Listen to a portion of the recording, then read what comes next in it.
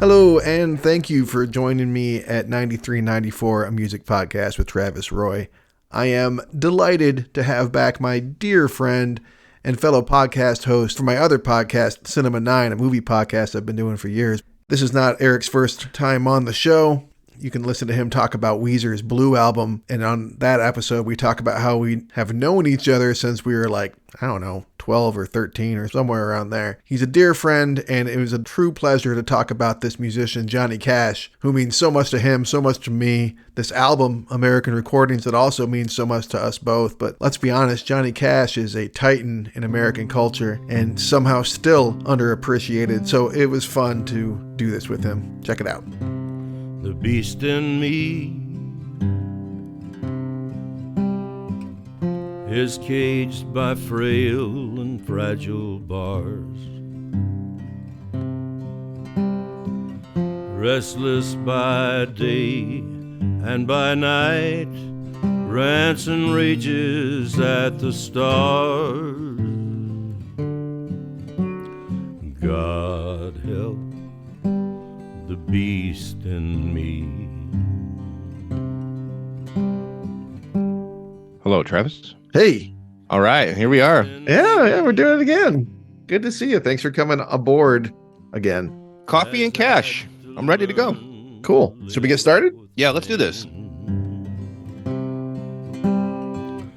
And how to shelter from the rain, and in the twinkling of an eye might have to be restrained. God help the beast in me. All right, Eric. Well, last time you were on the show, we already talked about how you and I know one another. So I'm not going to ask you that again. I'll ask you something else. You like to cook very much. What is the last meal you made that you're proud of? I made a beautiful and delicious beef vindaloo. One of my favorite things to cook is Indian food. Okay. Much to the detriment of my wife, because the entire house smells like fucking Raja Rani for 3 weeks after I'm done cooking one meal. You just cannot get the smell out of your house. I enjoy it. I would like candles that smell like Indian food, but yeah, it was so good. So much butter, like an entire tub of butter. But the meat was so tender, and I'm real proud of myself. She hated it, but I ate most of it. Will Fawn eat it? Can she eat that kind of stuff yet? No, too spicy. So I just sat there and ate an entire gigantic skillet of beef vindaloo myself while I stunk up the house. But I was happy. The rest of the family, maybe not so much, but you were, and that's good. That's very true. Great. I don't cook anything. I make eggs, so that's my story. God help the beast in me.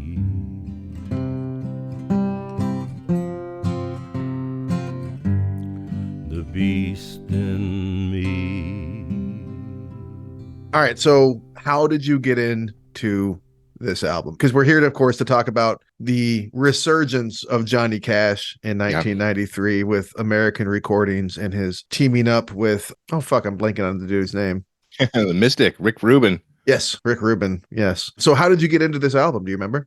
Yeah, it's lofty because Cash was it's something you kind of know about before you even know who he is. It's just always kind of playing in the house. If you grow up in Southeast Michigan, like I did, with the working class dad who just has us on the radio, and Cash is just kind of there in the background all the time growing up, but I don't really recognize who I'm dealing with until these recordings start coming out from his collaboration with Rick Rubin. I got into American 3, The Solitary Man, first. I don't know who gave it to me, how it ended up in my hands, but I had this CD that I just played over and over and over again while working in this fucking boring ass office. And I went back to the earlier stuff after that, but I loved 3 so much that I just kept playing it. Maybe I was broke too, so I couldn't afford to go back to Volume 1 and Unchained, but that was it. And so I just kind of became this casual, legacy Cash fan and into this new supporter of his in the late 90s and early 2000s. That's awesome. I think it was sort of similar. I mean, my family is working class, I think, sort of, yes. More clerical work, but still, definitely not a wealthy family. But we did not listen to Johnny Cash, even though my mom was a country fan. I did not hear Johnny Cash in the house. Now, I knew who he was, the same way I knew who Elvis was or Buddy Holly or something like that. I'd heard the name and I was familiar with some of his stuff. But then this album came out and there was a video for Delia's Gone, which was the first single. And they played that shit on Alternative Nation in 120 minutes like it was a goddamn alternative track. Yeah. And I was taken away. I was like, what is this? Delia, oh Delia, Delia all my life. If I hadn't shot poor Delia, I'd have had her for my wife. Delia's gone, one more round, Delia's gone.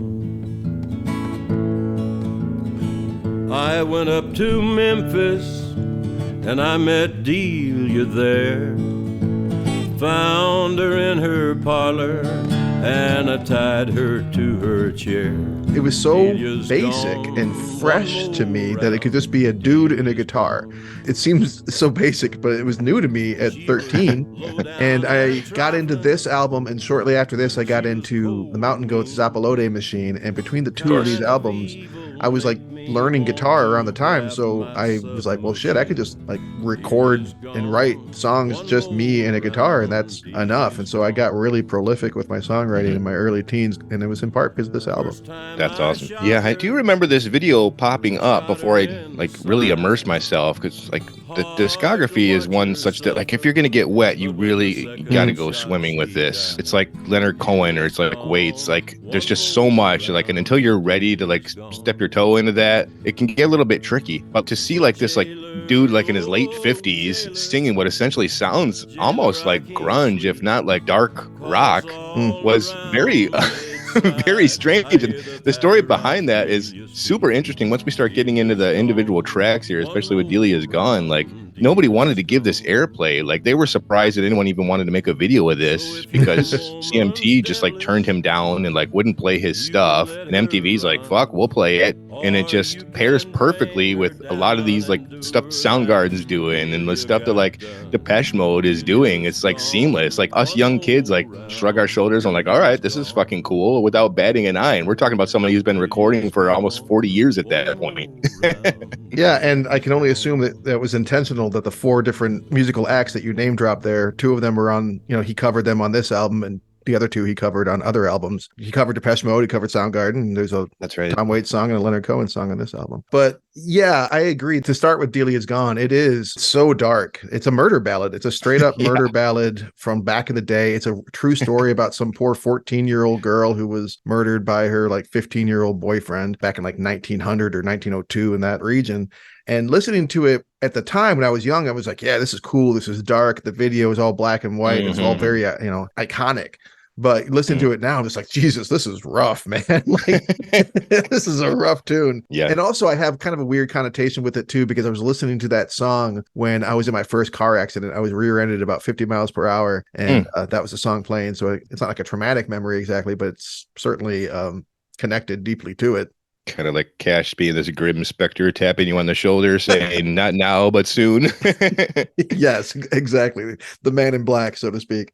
Yeah, I love the track. The thing that's so cool for me about it, especially looking back in the history of it and how it came about, is Cash relishes in the story. Like it's about a man that's not really sorry for what he's done at all. Like, in fact, he's happy for murdering this person. For them to put this out in 93, 94, in a time where country is just so fucking full of this polished honky-tonk horse shit, is intense. Now, I'm sure we'll start talking about the accolades that this guy got on him for these tracks, but like, not by the country community, man. Like the country community that raised him and solidified him as one of the great like folk country artists turned their back completely on this album. He gets no nominations from Country Music Awards, and it got so bad that like him and Rick Rubin are putting out ads in the paper, like literally flicking off the country music industry in Nashville in general for dismissing this resurrected style of folk and country. So yeah, it's a classic track.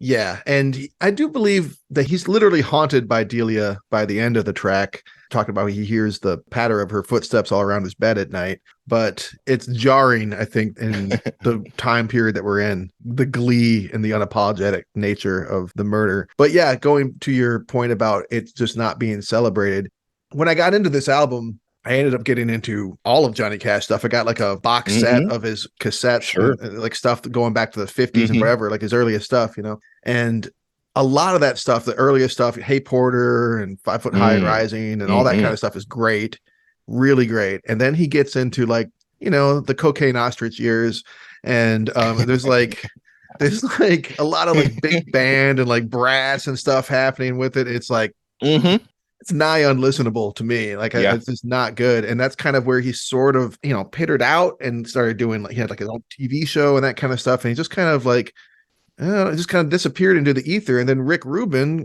comes along with these ideas of just, let's strip it down. Let's just record the master, the legend with his guitar, and how this could be embraced by the alternative and like rock community and dismissed by the country community. It is baffling.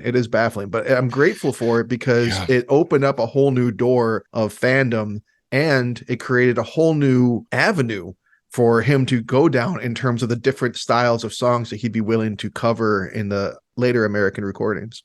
Yeah, and a lot of that is kind of the, you know, I won't say charlatanism of Rick Rubin, but I'll probably definitely say the marketing prowess of Rick Rubin, because a lot of this is kind of him prodding Cash to record against, you know, his instincts, some of this modern stuff.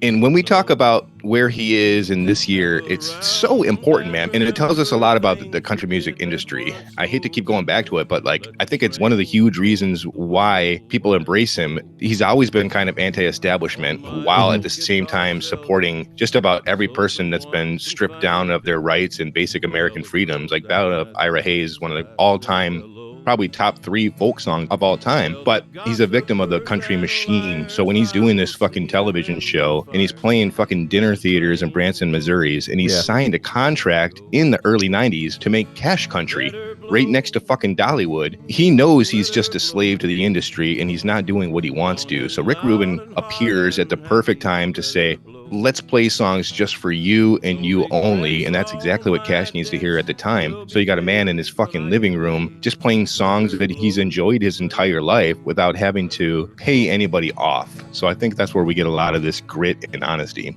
You know, you kind of started that talking about the songs, or I guess maybe I did, we both did, about the songs that he would come to cover in later American recordings. You don't really get that so much on this album. You have Bird on a Wire, which is a straightforward Leonard Cohen cover, which I was familiar with Leonard Cohen, and I was familiar with the film, the Mel Gibson film, Bird on a Wire. But that is like one of the few obvious covers from this. You know, like half of the Cowboy's Prayer is a cover, and then there's a few covers on here, but they're not ones that we know. Tennessee Stud, not covers that I would know, you know. And then you have this interesting thing where people like Tom Waits and Loudon Wainwright III and Nick Lowe and Glenn Danzig are like giving him songs, which you know, he went on to like cover a bunch of stuff, but I kind of wish that there had been more of that had continued, where songwriters were giving him songs and being like, here, take this and do what you will with it. It was an interesting way to go about it. Yeah, I agree. So I didn't remember there being so many tracks. I figured this would be one of these like in and out 8, 9, 10 tracks, but I think this is what, 13, 14 tracks on here. And for a dude just with his guitar and his kind of voice that's on his way out, it's a lot. It's a lot.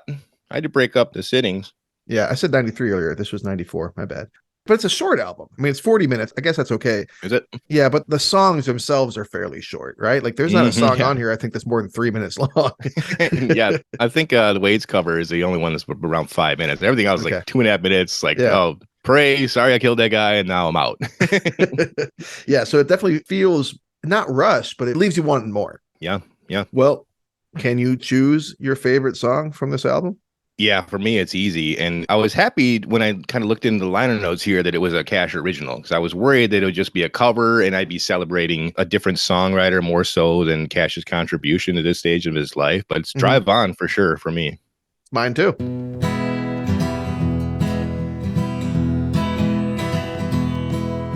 Well, I got a friend named Whiskey Sam. He was my boonie rat buddy for a year and now.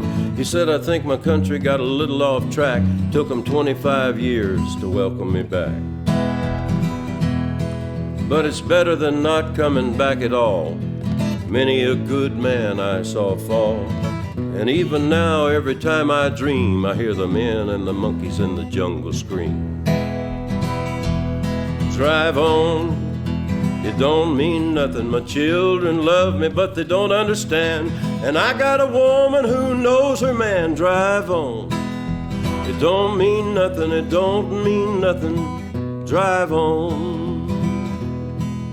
Yeah. I mean, it just clips along at this beautiful speed. It retains that kind of Sun Records feel that I love from him, the boom, chicka boom. But it also kind of cooks along with that kind of modern edge, man. I love it. It's fucking awesome. You know, he's always been able to embody these downtrodden people like you were mentioning earlier. He actually has very little experience in. Now, he was in the armed forces. He was in the Air Force. He voluntarily signed up during the Korean War, but he served in Germany, and he was like he did Morse code stuff, right? I had to like do the math, remember, at one point as a kid and be like, oh, wait, no, he wasn't in Nam. He would have been too old for Nam. He wasn't there. Yeah. But I totally spent years thinking that this was like a true story. And of course it's not, but he makes it so it feels very lived in. It was a slow walk in a sad rain, and nobody tried to be John Wayne. I came home, but Tex did not, and I can't talk about the hit he got. But I got a little limp now when I walk, and I got a little tremolo when I talk. But my letter read from Whiskey Sam, you're a walking, talking miracle from Vietnam. Drive on. It's got a great message. I mean, teenagers in the 90s aren't jamming out to songs about Vietnam soldiers returning from war and their children not understanding their torture at a time where PTSD wasn't an acronym that was founded yet. So that being said, the song still moves, and it's got an energy mixed with that pathos that makes it easily my favorite track off this album. There's that pathos, but there's also like this kind of like, who gives a fuck? Don't mean nothing. Drive on. You know, there's like this perseverance behind it and a lightness to it, which is kind of weird, but in a good way. Absolutely. Yeah, it's great. Yeah, it's an awesome song. I did choose it as my favorite this go around. I really thought that my favorite was going to be Like a Soldier, which is also a really beautiful song. But yeah, Drive On, there's something to it. Now, what kind of memories do you have tied to this album? Is there anything else specifically in your life that this brings to your mind? You and I are huge As Good As It Gets fans. And one of my favorite scenes out of that is the fact that Melvin has special CDs for special occasions, you know, for emergency use only, to pep things up. This is definitely my, you know, drive home from a party while trying to stay awake and make it home safely type of record. So when I used to get kind of wrapped up in my own thoughts and a little bit down on myself, and it was late at night and there was nothing but the road before me, I would always throw in stuff from American recordings and obviously stuff from murder ballads and and stuff like that. So yeah, I mean, for me, this isn't something I could jam out with a lot of friends. It just puts me into a weird but good place. Yeah, it's funny you'd say that, because when I started the podcast, I'm like, oh, this is definitely one of those albums I want to talk about. And I was grateful that you wanted to talk about it too, because part of me was like, well, everyone will want to talk about this album. But then I realized, like, I never really talked to any of my friends about this album specifically. I know that a lot of our friends are Johnny Cash fans, but not necessarily this album. What about a underrated track? Is there an underrated track that you were able to pinpoint? That's tricky. Again, like the majority of these are such personal songs to Cash that he kind of wanted to unearth and record on his own. For me to be like critical of these choices is tricky. But again, this is a hymn book put together mostly by Rick Rubin, who's trying to sell albums. Yeah. So as far as the underrated track goes, I put 13 on there. Bad luck, wind been blowing at my back. I was born to bring trouble to wherever I'm at. Got the number 13 tattooed on my neck. When the ink starts to itch, then the black will turn to red. I was born in the soul of misery, never had me a name. They just gave me the number when I was young. I think it got accused a lot of being kind of a gimmick because of Rick Rubin's relationship with that artist, but I fucking immeasurably love Glenn Danzig unironically, and I've always liked this track. Yeah, it's one of the ones that really grabbed me when I was 14. Not as much as I got older, but you want to talk about darkness. It is clearly the darkest song on the album. It's almost got this post-apocalyptic feel to it. Mm-hmm. And it blends in well with the tons of religious imagery, Christian imagery on this album, which you wouldn't have necessarily expected that from Glenn Danzig. And it's not like a Christian song by any means, but maybe because the person that's coming out of, but it's like the other side of Cash's Christianity. And I think it's just the right amount of overall apathetic disdain. Fuck it. I was born in the soul of misery, so my life is going to be miserable, but I'm going to do my best. I was born in the soul of misery. Never had me a name. They just gave me the number when I was young. They just gave me the number when I was young. And you're right, because it's coming out of an older man who's dealt with his demons long ago. Yeah. It's listenable, and it's not just dreck for the sake of miserable dreck. For my underrated, I actually went the opposite route. I think I went with maybe the lightest song on the album, or one of the lightest songs. The last song, The Man Who Couldn't Cry by Loudon Wainwright III. I don't know if there's an original version of this or if this was written specifically for Mr. Cash, but I didn't attach to that song necessarily. But listening to it recently, I got a lot more joy out of it, and I got a lot more humor out of it. There once was a man, and he couldn't cry. He hadn't cried for years and for years. Napalm babies, movie love stories, for instance, could not produce tears. As a child, he had cried, as all children will. Then at some point, his tear ducts all ran dry. Grew to be a man. It all hit the fan. Things got bad, but he couldn't cry. It's just a weird, kind of fun, little simple. It's like a short story. It almost feels like something that T.S. Garp would have written or something. Not that fictional characters write a lot of books, but you know what I mean? It's wry and it's funny. But the only thing I do have a problem with on it, and I have the same problem with Tennessee Stud, is that live audience, man. I'm sure they were so grateful to be there, but shut the fuck up. It's fucking jarring. It's silly. It's artificial. It's recorded at the Viper Room. So you know that there was like fucking like some early 90s celebs that just showed up like a high out of their minds that didn't even give a fuck. I fucking hate that stuff. If they could re-release this and just get that off the track, I would be totally happy with that. But yeah, man, like Loudon Wainwright used to play in my house as a kid. Dead Skunk in the Middle of the Road, all these silly, long-ass, goofy-ass songs. I don't know, man. I gotta be honest with you. I put this as my least favorite track. Yeah. Not only because of that goofy live audience, but because, like I said, like by the time this album's done, I'm getting my composition book out and I'm penning the next great American novel. And then I got this goofy ass track kind of just taking me out of it and waking me up and pouring that bucket of ice cold water on my head. So yeah, I don't know. I can appreciate it. I mean, it does bring up once again the overarching theme in this album about the beast that's caged within, and you got to do something about that fucking beast. But it's a little too goofy for me, bro. Oh, I think that's partly why it was my underrated, because growing up, it was probably my least favorite on the album. But now I have a lot more appreciation for the levity, and I appreciate the cold glass of water getting dumped on my head to kind of bring me out of the morose feeling that the rest of the album leaves you with. I think it's perfectly placed, but I do get your point, especially since knowing you are someone that does like to dwell in the dark places. Sure. And going on with the crowd thing, in Tennessee Stud, when he says that he came back to the golden hair girl and she's riding a Tennessee mare, I want to find the guy that goes, I just want to just shake some sense into him. I don't want to hurt him. I just want to be like, what's wrong with you? No. Like, it's not about you. It's not a fucking, you know that they're recording. This isn't about you. Shut up. So just a meme.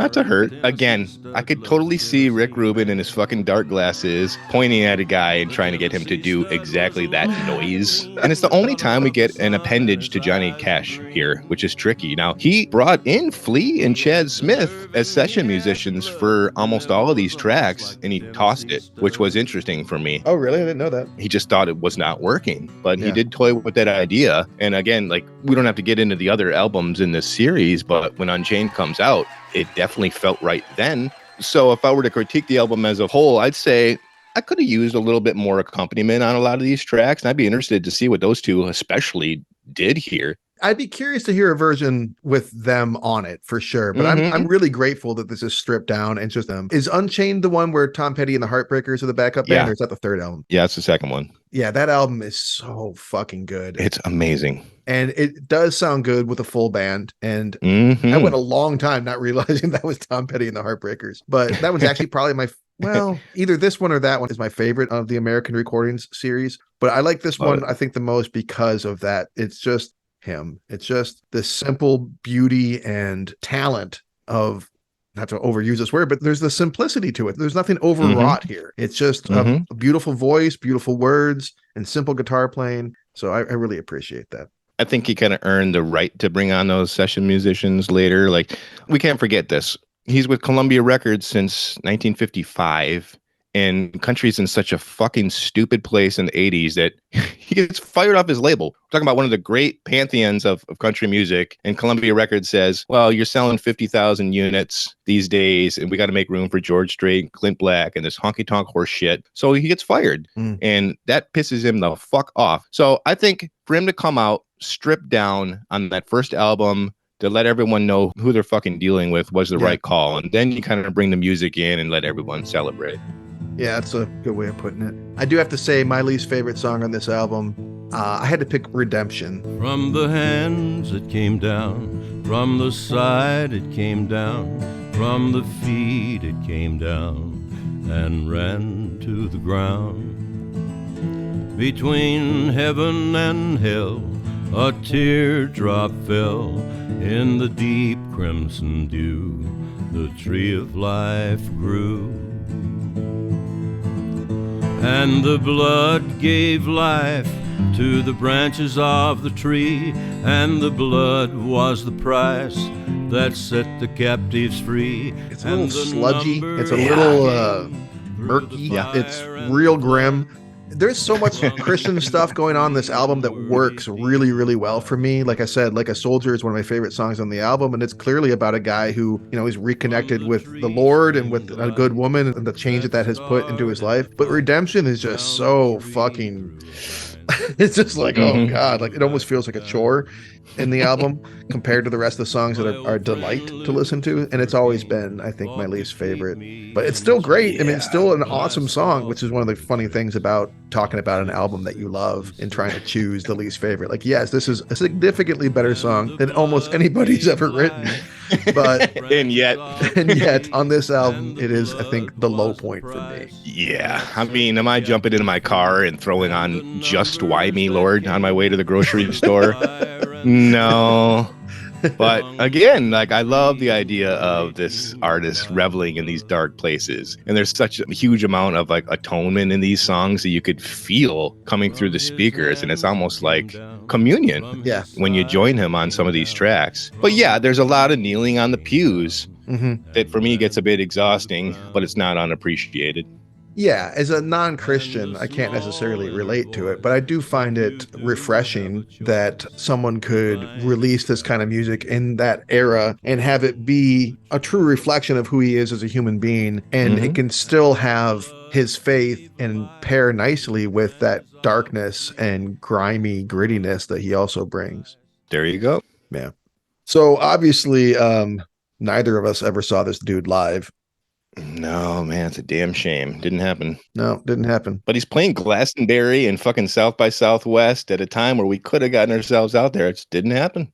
Yeah, I'm not going to Glastonbury at 15 or whatever. It seems unlikely. That would have been awesome.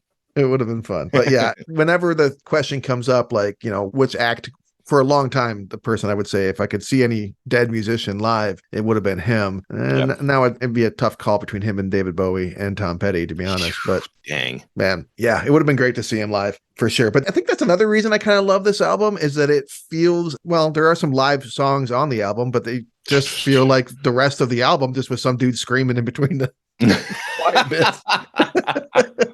Yep. Mm-hmm. So it kind of has a live feel. It almost feels like you're not at a live show, but you're, sitting in someone's living room and listening to this. Yeah, like you could be sitting beside him and he grabs a guitar up from behind a lazy boy and entertains for an audience of one. That's exactly how it feels like. Exactly. What track do you want to use to wrap up our episode with?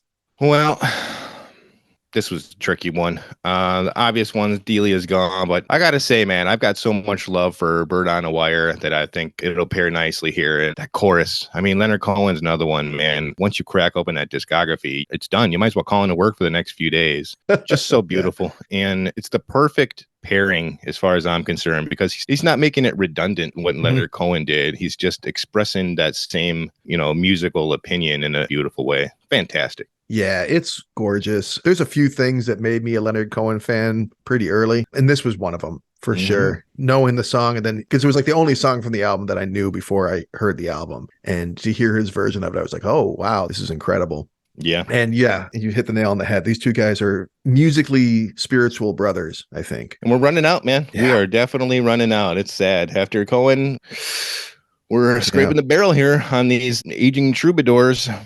Yeah, there's only so many legends left, Springsteen, Dylan. There's some still floating around out there, but they are becoming fewer and farther between. Willie Nelson, of course.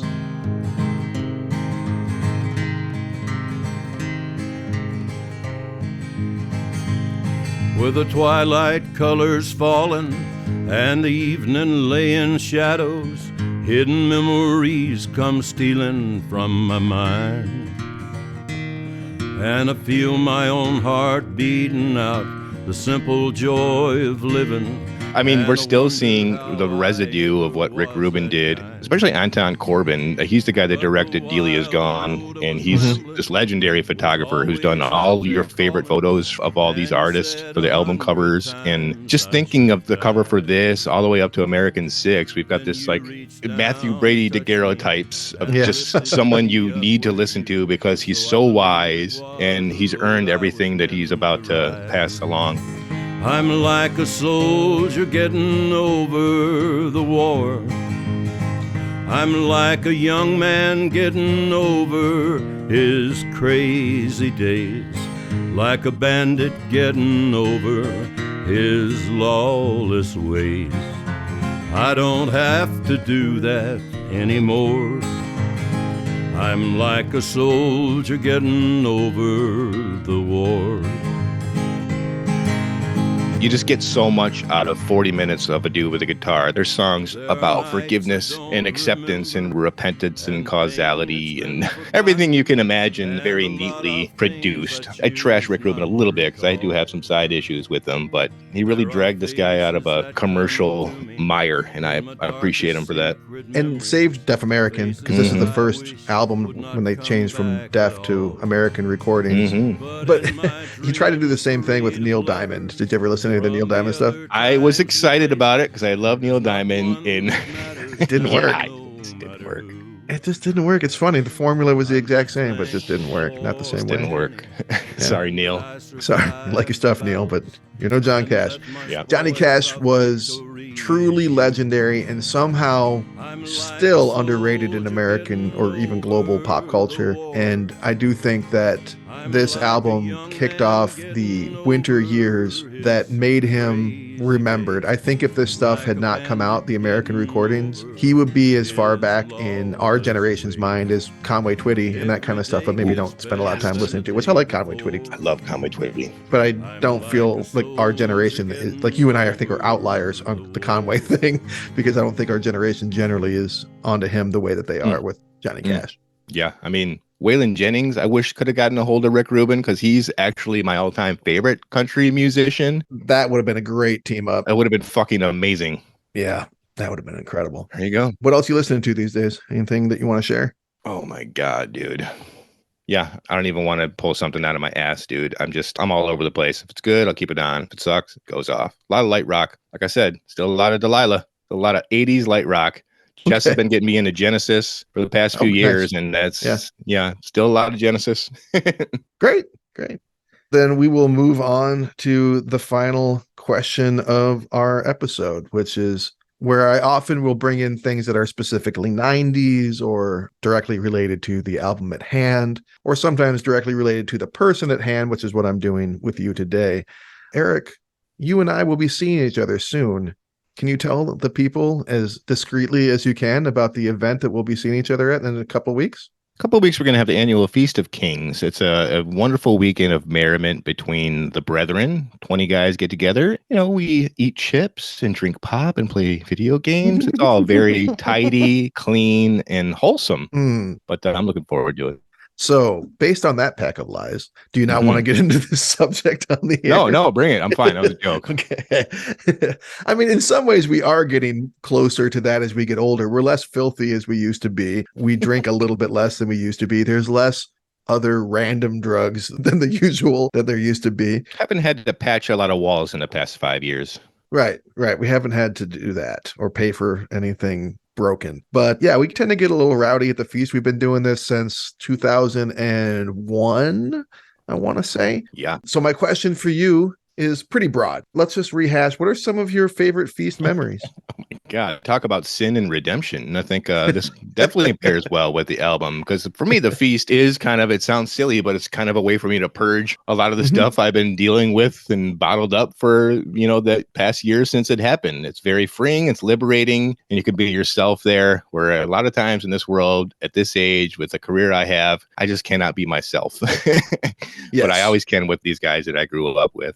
Oh, Travis, you want to start and kind of maybe unearth some memories for me? Sure. Yeah. And to your point, Eric and I are both teachers. And Eric, you teach younger children. I teach high school kids. But for both of us, I feel the same way, that I'm still grounded in myself and who I am, in part because of having these lifelong connections with people like you. But having this yearly event where we just rent a different house once a year and spend about 2 or 3 days together, just getting loaded and having laughs and doing dumb shit. It's like a recentering. It kind of reminds me who I am, who I was. And yeah, you're right. You get to be fully yourself and not worry about anyone.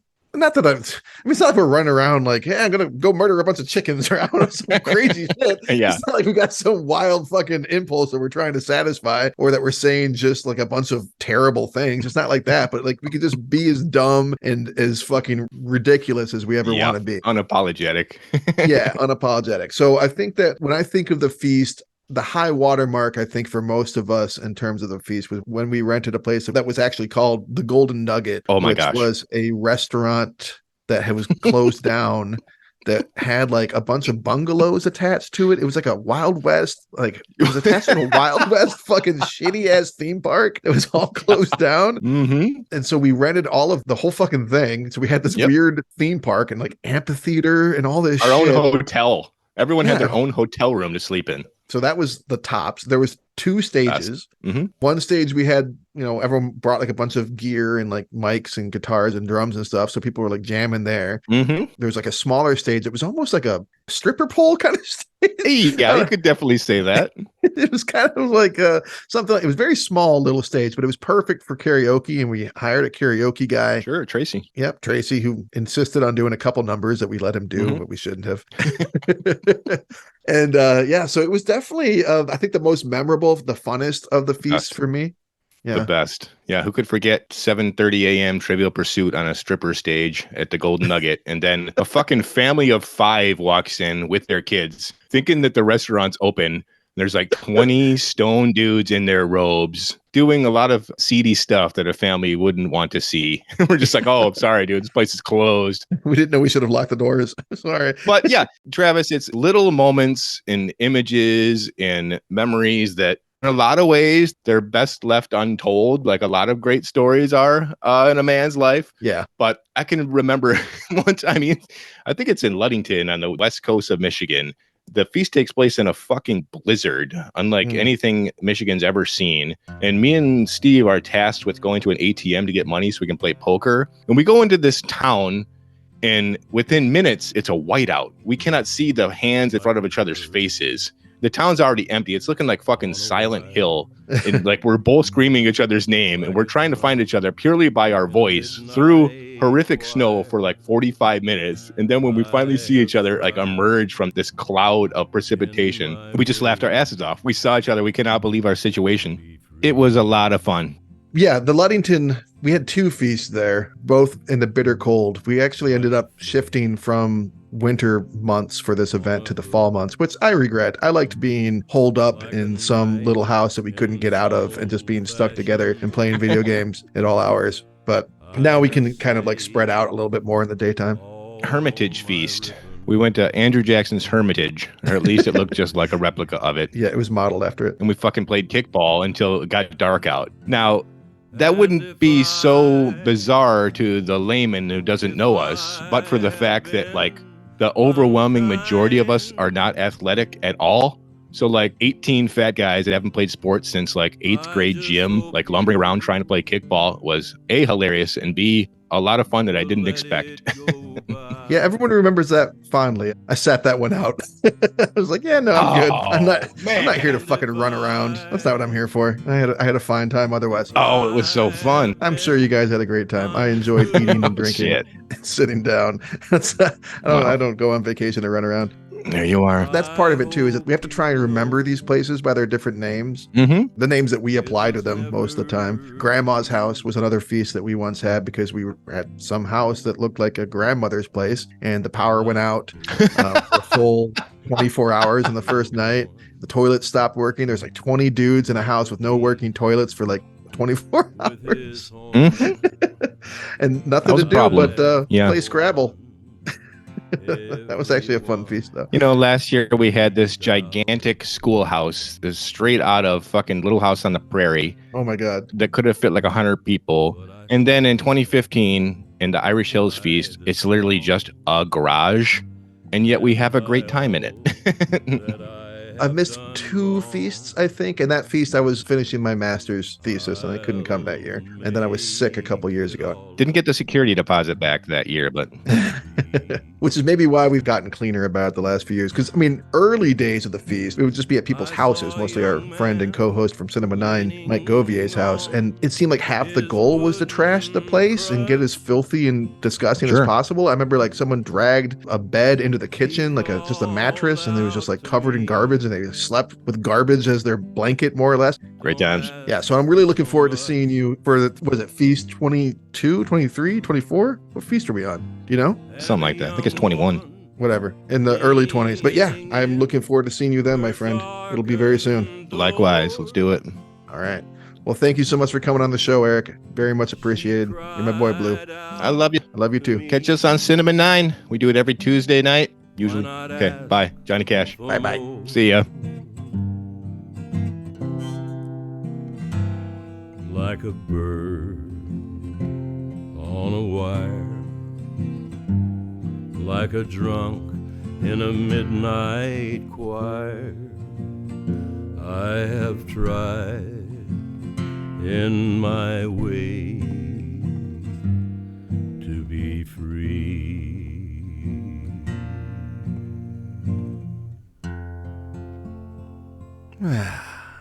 That was nice. Wasn't that nice? Great choice, Eric, on picking that song to go out on. And I'm so lucky to have friends like Eric that will come on this show and share their passion and their knowledge of these important albums. And I'm really thankful for Johnny Cash, of course. American legend, American music royalty. Never forgotten. Not in this house.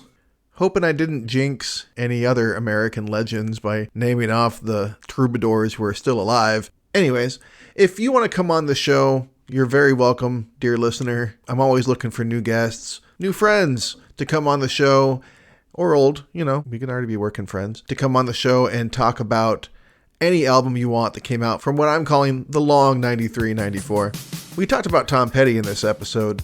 In 1994, he released the classic, the beautiful Wildflowers, which I'm not going to play a clip from because I'm not asking anyone to come on and do that album on this show quite yet, because I have a good friend who is a huge Tom Petty fan, and I'm still holding out hope that he'll come on and talk about that album. But how about this song?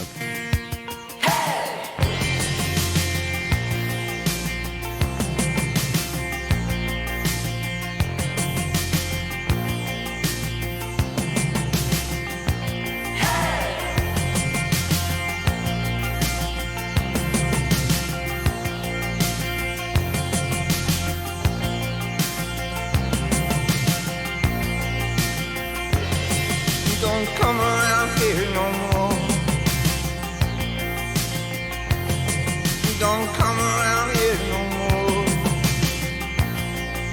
Now, I know what you're thinking. What the fuck is this? Southern Accents came out in 1985, Travis. How long are you thinking this long 93, 94 is? Well, I got news for you. In 1993, Tom Petty and the Heartbreakers released a Greatest Hits compilation, and I will absolutely do Greatest Hits compilations on this show. Why not? If it came out in 93, 94, we'll talk about it. Whole bunch of classic Tom Petty songs on this compilation album. Maybe come on and talk about that with me if you're a Petty fan. Or if you're a fan of any other music from the era, 93, 94, reach out to me at 9394podcast@gmail.com. I'm on Facebook because I'm, an honorary boomer, I guess. And if you could be so kind as to rate the show, click the button that says 5 stars or whatever happens on, your preferred podcast platform. I'd appreciate it quite a bit. That is it. Yes, I will leave it right there. You have yourselves a wonderful time with your lives.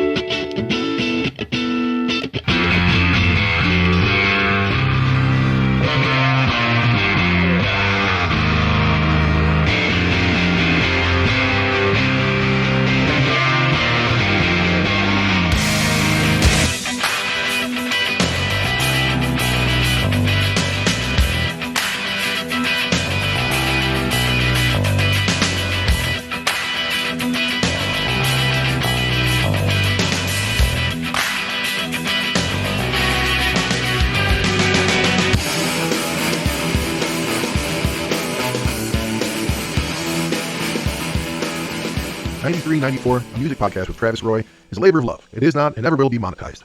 Please don't sue.